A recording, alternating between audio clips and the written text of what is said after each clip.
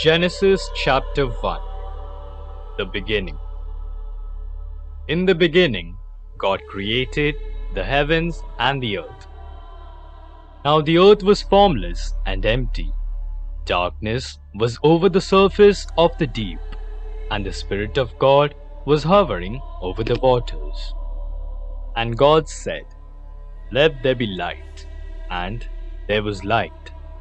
God saw that the light was good, and He separated the light from the darkness. God called the light day, and the darkness He called night. And there was evening, and there was morning, the first day. And God said, "Let there be a vault between the waters to separate water from water." So God made the vault and separated the water under the vault from the water above it. And it was so. God called the vault sky. And there was evening, and there was morning, the second day. And God said, "Let the water under the sky be gathered to one place, and let dry ground appear." And it was so. God called the dry ground land, and the gathered waters He called seas. And God saw that it was good.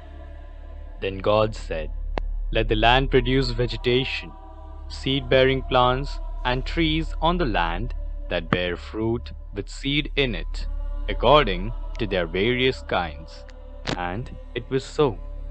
The land produced vegetation, plants bearing seed according to their kinds, and trees bearing fruit with seed in it according to their kinds. And God saw that it was good. And there was evening, and there was morning, the third day. And God said, "Let there be lights in the vault of the sky, separate the day from the night, and let them serve as signs to mark sacred times, and days, and years, and let them be lights in the vault of the sky to give light on the earth." And it was so. God made two great lights, the greater light to govern the day, and the lesser light to govern the night. He also made the stars. God set them in the vault of the sky to give light on the earth, to govern the day and the night, and to separate light from darkness. And God saw that it was good. And there was evening, and there was morning, the fourth day. And God said, "Let the water teem with living creatures, and let birds fly above the earth across the vault of the sky." So God created the great creatures of the sea, and every living thing with which the water teems, and that moves about in it, according to their kinds, and every winged bird according to its kind. And God saw that it was good. God blessed them and said, "Be fruitful and increase in number, and fill the water in the seas, and let the birds increase on the earth."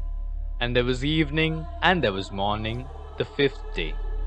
And God said, "Let the land produce living creatures according to their kinds, the livestock, the creatures that move along the ground, and the wild animals, each according to its kind."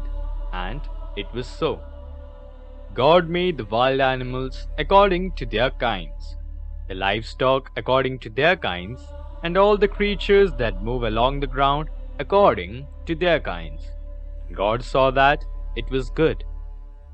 Then God said, "Let us make mankind in our image, in our likeness, so that they may rule over the fish in the sea, and the birds in the sky, over the livestock and all the wild animals, and over all the creatures that move along the ground." So God created mankind in His own image. In the image of God He created them. Male and female He created them. God blessed them and said to them, "Be fruitful and increase in number. Fill the earth and subdue it. Rule over the fish in the sea and the birds in the sky, and over every living creature that moves on the ground." Then God said, I give you every seed-bearing plant on the face of the whole earth, and every tree that has fruit with seed in it. They will be yours for food.